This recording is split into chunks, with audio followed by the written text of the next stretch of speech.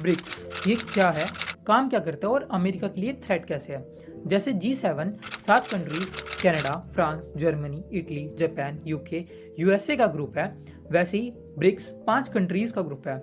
BRICS का नाम इसके 5 member countries B Brazil, R Russia, I India, C China, S South Africa से लिया गया है। The only difference is G7 countries developed countries हैं और ब्रिक्स लार्जेस्ट डेवलपिंग कंट्रीज का ग्रुप है। बट इससे कोई फर्क नहीं पड़ता। ब्रिक्स कंट्रीज के पास दुनिया की टोटल लैंडमास का 26% है। ब्रिक्स दुनिया की 41% पॉपुलेशन को कंट्रोल करता है। ब्रिक्स कंट्रीज की नॉमिनल जीडीपी 51.99 ट्रिलियन डॉलर है। ब्रिक्स नेशंस मिलिट्री पावर में हाईएस्ट रैंक पे आते हैं। तो अब समझते हैं यूएसए के लिए थ्रेट कैसे है BRICS.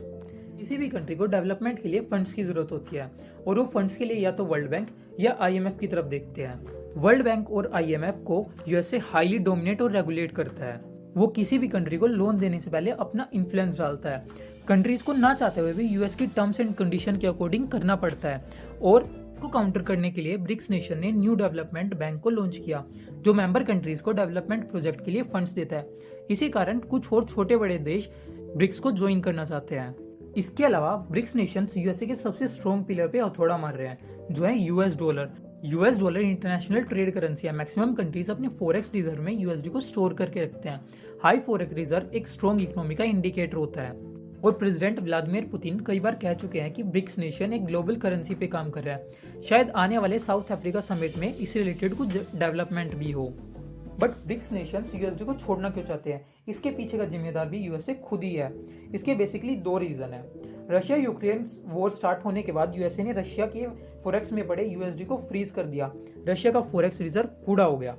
USA central bank federal reserve लगातार इंटरेस्ट रेट बढ़ा रहा है, जिसके कारण यूएसडी स्ट्रॉन्ग हो रहा है और लोकल करेंसी कमजोर हो रही है। इसका डायरेक्ट इम्पैक्ट कंट्री की इकोनॉमी पे हो रहा है। ब्रिक्स नेशन समझ चुके हैं यूएसए फ्यूचर में डॉलर को एक वेपन की तरह इस्तेमाल कर सकता है, जिसके लिए वर्ल्ड को एक स्टेबल और इंटैक्ट करेंसी की आवश्यकता है। इन सब के अलावा सऊदी अरेबिया, जिस कंट्री के यूएसए के साथ इतने अच्छे रिलेशन है, जिस कंट्री के कारण यूएस डॉलर इतना स्ट्रॉन्ग हुआ, वो ब्रिक्स को ज्वाइन करना चाहता है यूएसए को छोड़ के।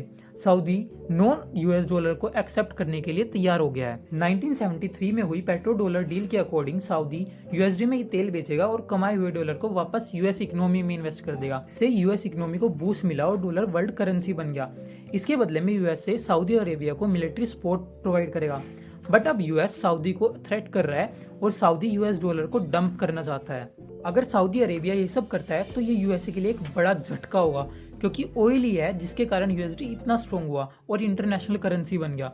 So let us C USA कैसे इन इमर्जिंग प्रॉब्लम्स को टैकल करता है।